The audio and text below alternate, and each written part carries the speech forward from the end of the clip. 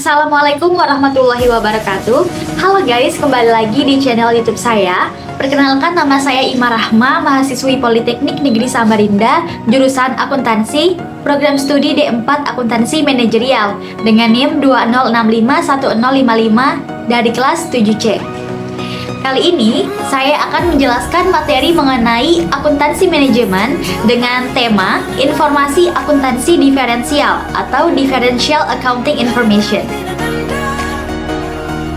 Baik, selanjutnya akan saya uraikan ada 6 subtopik yang akan saya jelaskan secara singkat, yaitu yang pertama, pendahuluan, yang kedua, proses pengambilan keputusan, yang ketiga, peran informasi akuntansi manajemen dalam pengambilan keputusan, yang keempat, konsep informasi akuntansi diferensial atau differential accounting information, yang kelima yaitu biaya diferensial sebagai bagian informasi akuntansi diferensial, dan yang terakhir yaitu pengaruh pajak penghasilan dalam pengambilan keputusan. Penjelasan pertama yaitu mengenai pendahuluan. Salah satu fungsi penting manajemen adalah perencanaan. Dalam perencanaan, mereka dihadapkan pada pengambilan keputusan yang menyangkut pemilihan berbagai macam alternatif. Untuk memutuskan alternatif yang harus dipilih, mereka dihadapi dengan ketidakpastian. Oleh karena itu, manajemen memerlukan informasi yang dapat mengurangi ketidakpastian yang mereka hadapi, sehingga memungkinkan mereka menentukan pilihan dengan baik. Salah satu informasi yang penting biasanya diperlukan sebagai dasar perencanaan dan pengambilan keputusan adalah informasi akuntansi diferensial. Poin selanjutnya yaitu proses pengambilan keputusan. Pengambilan keputusan dilaksanakan melalui 4 tahap yang berurutan, yaitu yang pertama, pengakuan dan perumusan masalah atau peluang, yang kedua yaitu pencarian tindakan alternatif dan pengkuantifikasian konsekuensinya masing-masing, yang ketiga yaitu pemilihan alternatif optimum atau alternatif yang memuaskan, dan yang keempat yaitu implementasi dan penindaklanjutan.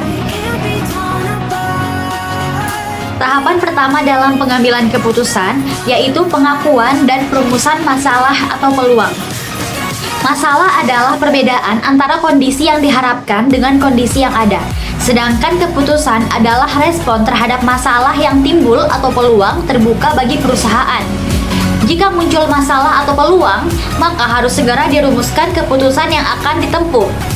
Dalam informasi akuntansi memiliki kemampuan untuk memperjelas masalah yang dihadapi oleh manajemen dengan mewujudkan masalah tersebut dalam bentuk kuantitatif keuangan. Tahapan yang kedua yaitu pencarian tindakan alternatif dan pengkuantifikasian konsekuensinya masing-masing. Dalam mencari ketindaklanjutan alternatif, manajemen dapat melihat pengalaman yang sama yang telah terjadi di masa lalu dan menggunakan pemecahan masalah tersebut yang pernah berhasil digunakan untuk mengatasi masalah di masa lalu. Dapat pula dilakukan pencarian alternatif baru apabila belum memiliki pengalaman di masa lalu. Tahapan berikutnya adalah pemilihan alternatif optimum atau alternatif yang memuaskan. Untuk memungkinkan manajemen melakukan pemilihan alternatif secara rasional ekonomis, informasi akuntansi diferensial yang bersangkutan dengan alternatif yang akan dipilih perlu disajikan bagi pengambil keputusan. Informasi akuntansi diferensial mampu mengurangi sebagian ketidakpastian yang dihadapi oleh pengambilan keputusan dalam pemilihan alternatif. Tahapan terakhir yaitu implementasi dan penindaklanjutan. Untuk meyakinkan efisiensi implementasi keputusan, umpan balik hasil pelaksanaan keputusan harus diinformasikan secara periodik dan diperlukan pembetulan segera agar tidak adanya penyimpangan yang tidak diinginkan. Topik selanjutnya yaitu peran informasi akuntansi manajemen dalam pengambilan keputusan. Ada 4 pengertian mengenai peran informasi akuntansi manajemen dalam pengambilan keputusan. Yang pertama yaitu merangsang manajemen di dalam menyadari dan mendefinisikan masalah. Yang kedua yaitu memisahkan alternatif tindakan yang satu dengan alternatif tindakan yang lain. Yang ketiga yaitu menjelaskan konsekuensi berbagai alternatif tindakan yang dipilih. Dan yang keempat, membantu menganalisis dan menilai berbagai alternatif tindakan yang akan dipilih. Pengertian yang pertama mengenai peran informasi akuntansi manajemen dalam pengambilan keputusan yaitu merangsang manajemen di dalam menyadari dan mendefinisikan masalah. Informasi akuntansi dapat berfungsi sebagai perangsang untuk menyadari adanya masalah dengan cara penyajian penyimpangan kinerja sesungguhnya dengan sasaran yang ditetapkan dalam anggaran atau dengan memberitahukan kepada manajer bahwa mereka gagal dalam pencapaian keluaran atau sasaran laba yang telah ditetapkan lebih dahulu. Apakah rangsangan dari informasi akuntansi tersebut kenyataannya memicu ke arah penyelesaian masalah atau tidak? Tergantung atas beberapa faktor berikut ini. Yang pertama yaitu, apakah lingkungan internal maupun eksternal memungkinkan dengan cepat manajemen bereaksi? Yang kedua, kemampuan manajer di dalam mengorganisasi dan menggunakan informasi akuntansi, serta preferensi pribadi mereka terhadap informasi kuantitatif dan kualitatif. Yang ketiga yaitu, ukuran perusahaan dan tingkat desentralisasi di dalamnya. Yang keempat yaitu tersedianya data industri sebagai pembanding.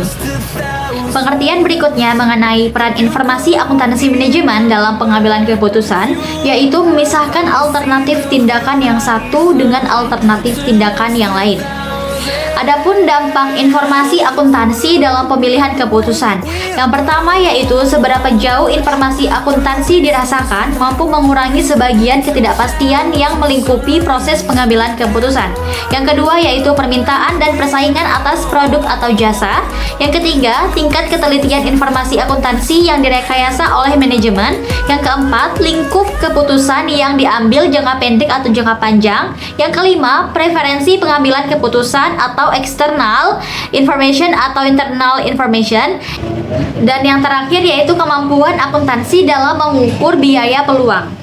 Pengertian ketiga mengenai peran informasi akuntansi manajemen dalam pengambilan keputusan yaitu menjelaskan konsekuensi berbagai alternatif tindakan yang dipilih. Pengertian terakhir mengenai peran informasi akuntansi manajemen dalam pengambilan keputusan yaitu membantu menganalisis dan menilai berbagai alternatif tindakan yang akan dipilih. Subtopik berikutnya yaitu konsep informasi akuntansi diferensial atau differential accounting information. Informasi akuntansi diferensial mempunyai dua unsur pokok, yaitu yang pertama merupakan informasi akuntansi masa yang akan datang. Yang kedua, memberikan informasi akuntansi yang berbeda di antara alternatif yang dihadapi oleh pengambil keputusan. Informasi akuntansi diferensial sendiri terdiri dari 3, yaitu yang pertama, informasi akuntansi diferensial yang hanya berkaitan dengan aktiva disebut informasi aktiva diferensial atau differential asset. Yang kedua, informasi akuntansi diferensial yang hanya berkaitan dengan pendapatan, maka disebut informasi pendapatan atau differential revenue. Yang ketiga, informasi akuntansi diferensial yang hanya berkaitan dengan biaya disebut informasi biaya diferensial atau differential cost. Poin selanjutnya yaitu biaya diferensial sebagai bahan informasi akuntansi diferensial. Di antara unsur informasi akuntansi diferensial yang relatif sulit pengukurannya adalah biaya diferensial.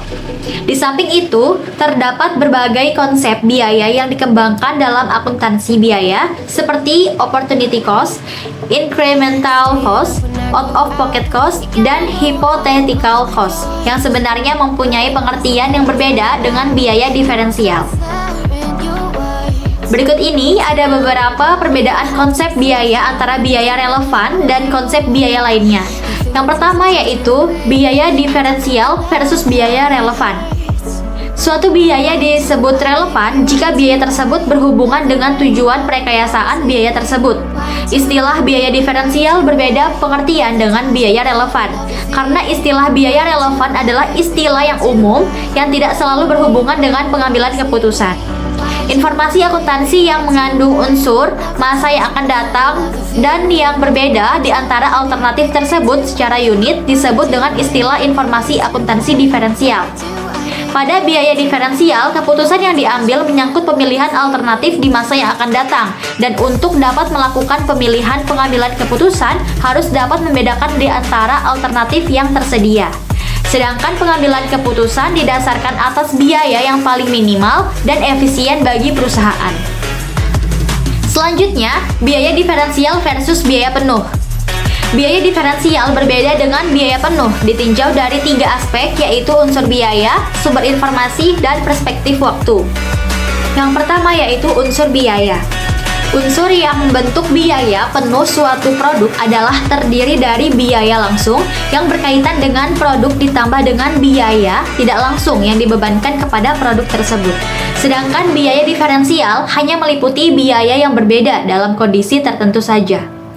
Aspek yang kedua yaitu sumber informasi. Informasi biaya penuh dapat diambil langsung dari catatan akuntansi reguler perusahaan karena sistem akuntansi perusahaan memang dirancang untuk menghasilkan informasi biaya penuh dalam kegiatan normalnya.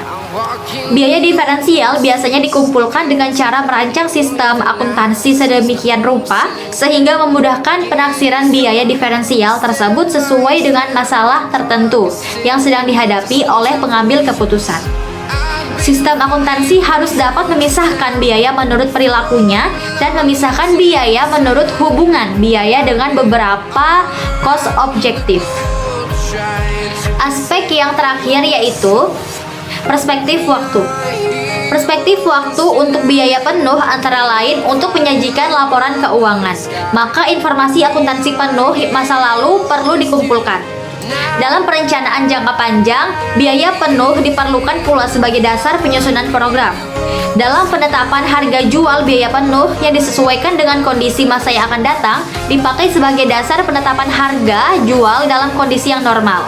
Sedangkan biaya diferensial selalu berkaitan dengan masa yang akan datang. Konsep biaya selanjutnya yaitu biaya diferensial versus biaya variabel. Biaya variabel merupakan biaya yang berubah sebanding dengan perubahan volume kegiatan. Sedangkan biaya diferensial selalu berkaitan dengan alternatif tertentu yang sedang dipertimbangkan untuk dipilih.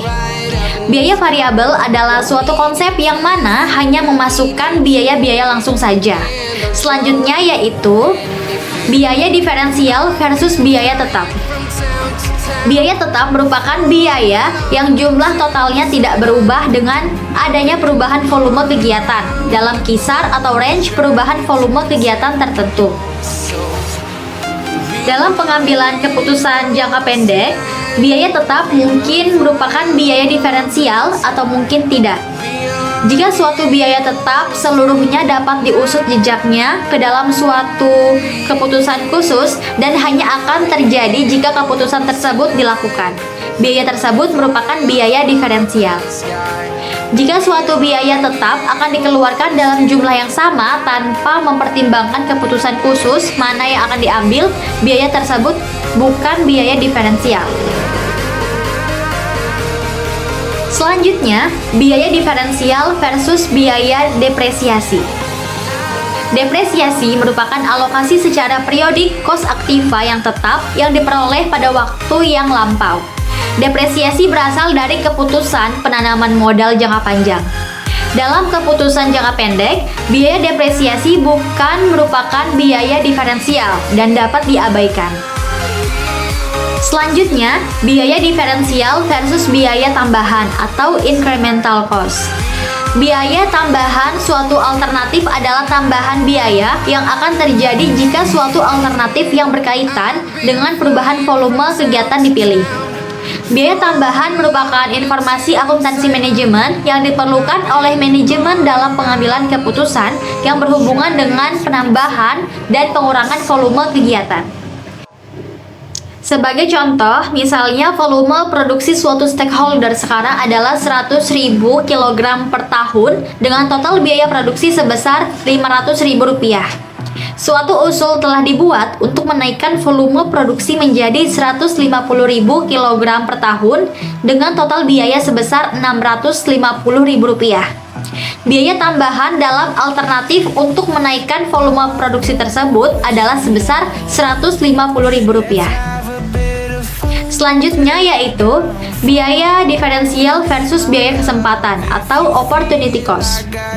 Biaya kesempatan adalah pendapatan atau penghematan biaya yang dikorbankan sebagai akibat dipilihnya alternatif tertentu. Berikut contoh dari implementasi biaya kesempatan. Diketahui taksiran hasil penjualan per bulan yaitu senilai Rp450.000, taksiran kos penjualan senilai Rp200.000, taksiran biaya administrasi dan umum senilai Rp50.000, biaya pemasaran senilai Rp25.000, dan pendapatan sewa yang dikorbankan yaitu senilai Rp150.000. Pertanyaannya yaitu, berapakah keuntungan menggunakan sendiri ruang ruko untuk berdagang barang X? Dari data tersebut, kita hitung mulai dari taksiran hasil penjualan per bulan yaitu senilai Rp450.000 dikurangkan dengan taksiran kos penjualan senilai Rp200.000, hasilnya yaitu senilai Rp250.000 sebagai taksiran laba bruto. Lalu, komponen yang kedua mengenai biaya usaha, yaitu biaya administrasi dan umum senilai Rp50.000 ditambah dengan biaya pemasaran senilai Rp25.000, hasilnya yaitu senilai Rp75.000 sebagai total biaya usaha. Lalu, taksiran laba bruto senilai Rp250.000 dikurangkan dengan total biaya usaha senilai Rp75.000. Hasilnya yaitu senilai Rp175.000 sebagai taksiran laba bersih. Komponen selanjutnya yaitu biaya kesempatan mengenai pendapatan sewa yang dikorbankan, yaitu senilai Rp150.000. Tahapan terakhir yaitu mencari keuntungan memilih alternatif menggunakan sendiri ruang ruko untuk berdagang barang X dengan cara taksiran laba bersih senilai Rp175.000 dikurangkan dengan pendapatan sewa yang dikorbankan yaitu senilai Rp150.000. Hasilnya yaitu senilai Rp25.000.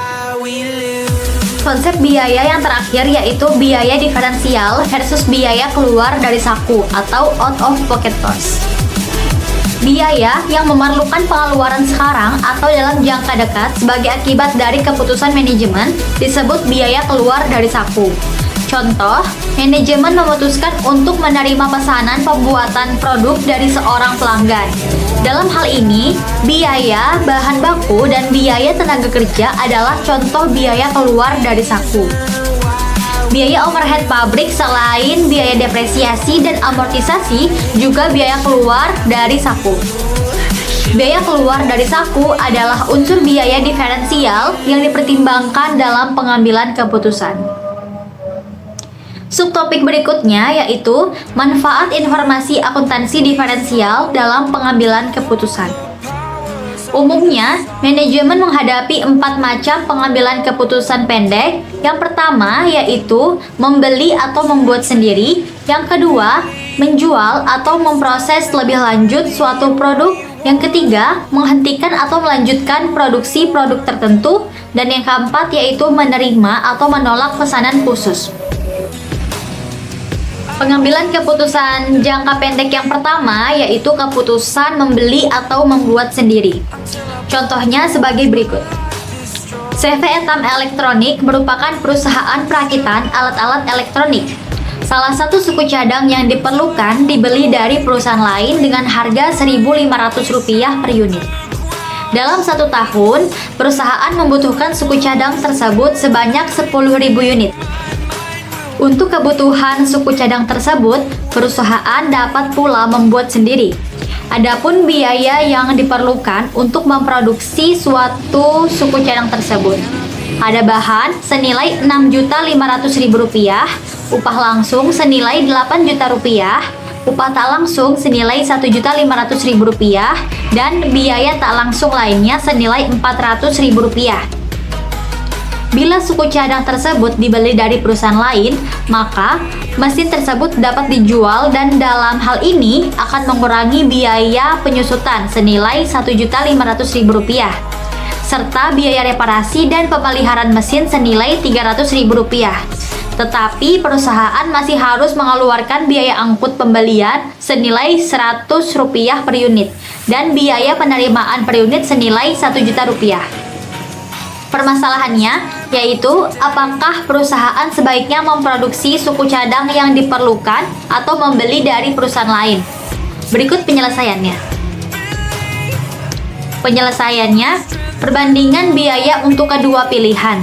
Terdapat 3 kolom yaitu keterangan, memproduksi sendiri, dan membeli dari luar. Di sini kita bisa mengelompokkan mana yang termasuk memproduksi sendiri dan mana yang termasuk membeli dari luar. Untuk kolom memproduksi sendiri, terdapat biaya reparasi dan pemeliharaan mesin senilai Rp300.000, bahan senilai Rp6.500.000, upah langsung senilai Rp8 juta, upah tak langsung senilai Rp1.500.000, biaya tak langsung lainnya senilai Rp400.000, dan biaya penyusutan senilai Rp1.500.000. Jadi, biaya-biaya di atas dijumlahkan semua dan mendapatkan total jumlah biaya untuk memproduksi sendiri yaitu senilai Rp18.200.000. Dan untuk kalau membeli dari luar, terdapat harga pembelian senilai Rp15 juta didapat dari harga suku cadang dengan harga Rp1.500 per unit dikali kebutuhan suku cadang selama 1 tahun yaitu sebanyak 10.000 unit. Selanjutnya, biaya angkut senilai Rp1 juta didapat dari biaya angkut pembelian senilai Rp100 per unit dikalikan dengan kebutuhan suku cadang selama 1 tahun, yaitu sebanyak 10.000 unit. Lalu, ditambahkan juga dengan biaya penerimaan senilai Rp1 juta. Jadi, biaya-biaya di atas dijumlahkan semua dan mendapatkan total jumlah biaya untuk membeli dari luar yaitu senilai Rp17 juta. Seperti yang kita lihat, jumlah biaya yang rendah yaitu jika perusahaan tersebut membeli dari luar. Jadi, dari perbandingan biaya di atas dapat diketahui bahwa membeli dari pihak luar lebih rendah sebesar Rp1.200.000 bila dibandingkan dengan memproduksi sendiri. Atau dengan kata lain, terjadi penghematan sebesar Rp1.200.000 yang didapat dari hasil total biaya dengan memproduksi sendiri yaitu senilai Rp18.200.000 dikurangkan dengan hasil total biaya membeli dari pihak luar yaitu senilai Rp17 juta. Kesimpulannya yaitu sebaiknya perusahaan membeli suku cadang yang diperlukan dengan membeli dari pihak luar. Pengambilan keputusan jangka pendek yang kedua yaitu keputusan menjual atau memproses lebih lanjut suatu produk.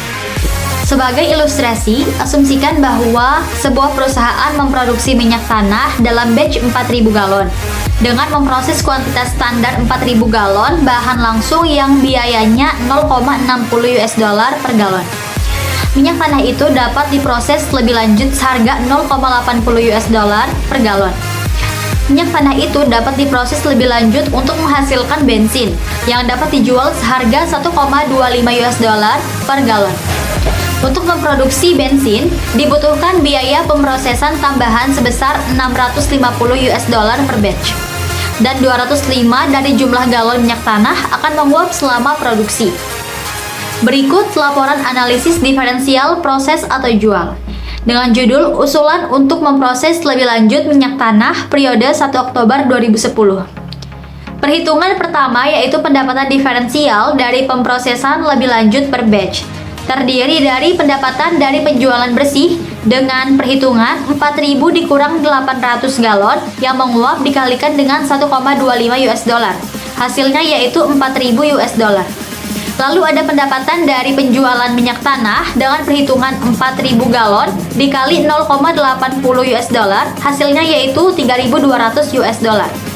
Kemudian pendapatan dari penjualan bersih dikurangkan dengan pendapatan dari penjualan minyak tanah. Hasilnya yaitu senilai $800. Hasilnya itu adalah sebagai pendapatan diferensial. Perhitungan selanjutnya yaitu biaya diferensial per batch yang terdiri dari biaya tambahan untuk memproduksi bensin, yaitu senilai 650 US dollar. Hasil dari pendapatan diferensial tadi yang senilai 800 US dollar dikurangkan dengan biaya tambahan untuk memproduksi bensin, yaitu senilai 650 US dollar. Hasilnya yaitu sebagai laba diferensial dari pemrosesan lebih lanjut bensin per batch senilai 150 US dollar. Contoh ini mengikhtisarkan pendapatan dan biaya diferensial dalam memutuskan apakah akan memproses minyak tanah menjadi bensin atau tidak. Pengambilan keputusan jangka pendek yang ketiga yaitu keputusan menghentikan atau melanjutkan produksi produk tertentu. Berikut ini merupakan contoh laporan laba rugi perusahaan Sungai Kerbau pada tahun 2010. Terdapat kolom keterangan, lalu ada produk dari perusahaan Sungai Kerbau yaitu produk X, produk Y, dan produk Z, serta kolom jumlah. Perusahaan tersebut ingin menghentikan proses produksi produk Y dikarenakan kemungkinan adanya penyebab kerugian yang akan timbul dari proses produksi tersebut. Jadi, pihak perusahaan tersebut ingin melakukan analisis terlebih dahulu mengenai penghentian produk Y. Jika produk Y proses produksinya dilanjutkan, apakah tetap memberikan kontribusi margin bagi perusahaan atau tidak? Untuk menjawab pertanyaan tersebut, maka dilakukan analisis sebagai berikut. Analisis yang berjudul Perusahaan Sungai Kerbau, Analisis Penghentian Produk Y, Perhitungan Laba Rugi Periode Tahun 2010. Dilakukan dengan membuat beberapa kolom untuk keterangan, lalu nama masing-masing produk yang dilanjutkan, lalu total dari produk yang dilanjutkan. Dan yang terakhir yaitu total dari keseluruhan produk. Yang dimana untuk pengisian laporan analisis penghentian produk Y, semua angka diambil dari laporan perhitungan laba rugi. Perhitungan pertama yaitu penjualan produk X yaitu senilai Rp1.800.000 dan produk Y senilai Rp1.350.000 ditotalkan dan hasilnya senilai Rp3.150.000. Sedangkan totalan dari produk X, produk Y, dan produk Z yaitu senilai Rp3.600.000 yang didapat dari laporan laba rugi. Selanjutnya yaitu perhitungan biaya variabel dimulai dari produksi produk X yaitu senilai Rp1.000.000, produksi produk Z yaitu senilai Rp800.000 yang dimana jika ditotalkan hasilnya yaitu senilai Rp1.800.000. Sedangkan biaya variabel produksi produk X, Y, dan Z yaitu senilai Rp2.100.000. Lalu, biaya variabel berikutnya yaitu biaya variabel pemasaran produk X yaitu senilai Rp100.000, produksi produk Z yaitu senilai Rp60.000, yang dimana jika ditotalkan hasilnya yaitu senilai Rp160.000. Sedangkan biaya variabel pemasaran produk X, Y, dan Z yaitu senilai Rp150.000. Selanjutnya yaitu perhitungan biaya variabel administrasi produk X yaitu senilai Rp60.000, administrasi produk Z yaitu senilai Rp30.000, yang dimana jika ditotalkan hasilnya yaitu senilai Rp90.000. Sedangkan biaya variabel administrasi produk X, Y, dan Z yaitu senilai Rp105.000. Setelah itu, menghitung kontribusi margin dari masing-masing produk dengan cara penjualan dikurangkan dengan biaya variabel masing-masing produk X dan Z, sehingga didapatkan kontribusi margin untuk produk X yaitu senilai Rp640.000 dan untuk produk Y yaitu senilai Rp460.000. Lalu, total kontribusi margin masing-masing produk ditotalkan sehingga nilainya yaitu Rp1.100.000. Sedangkan produk X, Y, dan Z yaitu senilai Rp1.205.000. Didapat dari penjualan produk X, Y, Z senilai Rp3.600.000 lalu dikurangkan dengan biaya variabelnya. Lalu ada biaya tetap. Di sini meskipun produk Y tidak diproduksi tetapi produk Y tetap dihitung karena biaya tersebut adalah biaya tetap dan tidak bisa dirubah. Kita lihat di sini ada biaya tetap produksi, pemasaran, dan administrasi dan umum yang nilainya sama antara perhitungan produk Y dihentikan dan produk Y dilanjutkan. Nilai tersebut didapat dari laporan laba rugi. Jadi, untuk menghitung laba sebelum pajak dari produk Y dihentikan maupun produk Y dilanjutkan, yaitu didapat dari total kontribusi margin dikurangkan dengan biaya tetap sehingga nilai untuk produk Y dihentikan yaitu senilai Rp145.000. Sedangkan produk Y dilanjutkan yaitu senilai Rp250.000. Setelah itu, laba sebelum pajak produk Y dihentikan maupun produk Y dilanjutkan dikalikan dengan pajak sebesar 40%. Didapatkan produk Y dihentikan yaitu senilai Rp58.000, sedangkan produk Y dilanjutkan yaitu senilai Rp100.000. Lalu untuk menghitung laba setelah pajak tinggal dikurangkan antara laba sebelum pajak dengan pajak 40% yang sudah dihitung, sehingga didapatkan untuk produk Y dihentikan yaitu senilai Rp87.000, sedangkan produk Y dilanjutkan yaitu senilai Rp150.000.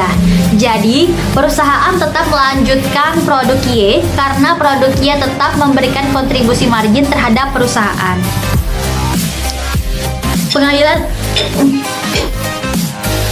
Pengambilan keputusan jangka pendek yang terakhir yaitu keputusan menerima atau menolak pesanan khusus. Berikut contohnya. Pada bulan Januari 2010, PT Warawiri memiliki kapasitas produksi masih 60% produk yang dihasilkan dapat dijual dengan harga Rp20.000 per unit. Pada bulan tersebut, perusahaan menerima pesanan sebanyak 1.000 unit dengan harga Rp1.600 per unit. Dari pesanan tersebut, biaya tambahan karena pesanan khusus sebesar Rp1.000.000. Dengan data biaya sebagai berikut. Biaya bahan baku per unit yaitu senilai Rp6.000, upah langsung per unit yaitu senilai Rp4.000, overhead pabrik per unit yaitu senilai Rp2.000, dan overhead pabrik tetap per bulan yaitu senilai Rp5.600. Permasalahannya, apakah pesanan khusus tersebut diterima atau ditolak? Berikut perhitungan perkiraan laba rugi untuk tambahan produksi. Dengan judul PT Warawiri, perhitungan perkiraan laba rugi untuk tambahan produksi periode Januari 2010. Perhitungan komponen pertama yaitu penjualan 1.000 unit dikalikan dengan Rp1.600. Hasilnya yaitu Rp1.600.000. Komponen yang kedua yaitu biaya-biaya yang terdiri dari bahan, upah, dan overhead pabrik, yang dimana bahan didapat dari 1.000 unit dikali dengan Rp6.000. Hasilnya yaitu Rp6 juta. Lalu upah didapat dari 1.000 unit dikali dengan Rp4.000. Hasilnya yaitu Rp4 juta. Overhead pabrik didapat dari 1.000 unit dikali dengan Rp2.000. Hasilnya yaitu Rp2 juta. Dan ada biaya tambahan pesanan khusus yaitu senilai Rp1 juta. Biaya-biaya tadi ditotalkan sehingga didapatkan senilai Rp13 juta sebagai jumlah biaya. Lalu, total penjualan yang senilai Rp1.600.000 dikurangkan dengan jumlah biaya yang senilai Rp13 juta. Hasilnya yaitu minus Rp11.400.000 sebagai rugi tambahan. Jadi, sebaiknya perusahaan tidak menerima pesanan khusus tersebut karena akan menurunkan keuntungan sebesar Rp11.400.000. Subtopik yang terakhir yaitu pengaruh pajak penghasilan dalam pengambilan keputusan. Pajak penghasilan akan mempunyai pengaruh yang besar dalam pengambilan keputusan, bentuk badan usaha, manajemen aktiva tetap, metode akuntansi, dan pemilihan metode pembelanjaan perusahaan. Berbagai pengambilan keputusan tersebut akan mempengaruhi arus kas perusahaan, yang akan berakibat terhadap pengeluaran kas perusahaan untuk pembayaran kewajiban pajak penghasilan. Sebagai contoh, misalkan PT Yogyakarta akan menanamkan uangnya dalam pembelian sebuah kendaraan seharga Rp4.600.000 merupakan wajib pajak penghasilan yang tarif pajaknya 15% dari laba bersih per tahun. jika kendaraan tersebut mempunyai umur ekonomis 4 tahun dan pada akhir tahun keempat dianggap tidak mempunyai nilai residu serta setiap tahun menghasilkan arus kas bersih senilai Rp1.800.000, yaitu selisih pendapatan tunai dengan biaya per tahun. Maka arus kas bersih setelah dikurangi pajak sebesar 15% adalah Rp1.530.000 per tahun yang didapat dari Rp1.800.000 dikalikan 85%. Dengan tarif kembalian investasi 10% per tahun, jumlah nilai tunai arus kas bersih setelah diperhitungkan pajak penghasilan dihitung sebagai berikut. Terdapat 5 kolom, yaitu untuk tahun, arus kas bersih per tahun, arus kas bersih setelah pajak, nilai tunai Rp1, dan nilai tunai arus kas bersih tahunan. Untuk kolom tahun didapat dari umur ekonomis sebuah kendaraan, yaitu 4 tahun. Lalu arus kas bersih per tahun didapat dari selisih pendapatan tunai dengan biaya per tahun, yaitu senilai Rp1.800.000 selama 4 tahun. Lalu ada arus kas bersih setelah pajak yang didapat dari arus kas bersih per tahun dikalikan dengan 85%, hasilnya yaitu Rp1.530.000 selama 4 tahun. Lalu ada nilai tunai untuk tahun pertama, yaitu senilai Rp0,909, untuk tahun kedua yaitu senilai Rp0,826, untuk tahun ketiga yaitu Rp0,751, dan untuk tahun keempat yaitu Rp0,683. Kolom selanjutnya yaitu nilai tunai arus kas bersih tahunan didapat dari arus kas bersih setelah pajak dikalikan dengan nilai tunai Rp1. Didapatkan untuk tahun pertama yaitu senilai Rp1.390.770, tahun kedua yaitu Rp1.263.780, tahun ketiga yaitu Rp1.149.030, dan untuk tahun keempat yaitu Rp1.044.990. Sekian penjelasan singkat dari saya mengenai materi informasi akuntansi diferensial. Jika ada pertanyaan, silakan tulis di kolom komentar ya. Jangan lupa like video ini dan subscribe YouTube channel ini untuk mengetahui video selanjutnya. Terima kasih. Wassalamualaikum warahmatullahi wabarakatuh.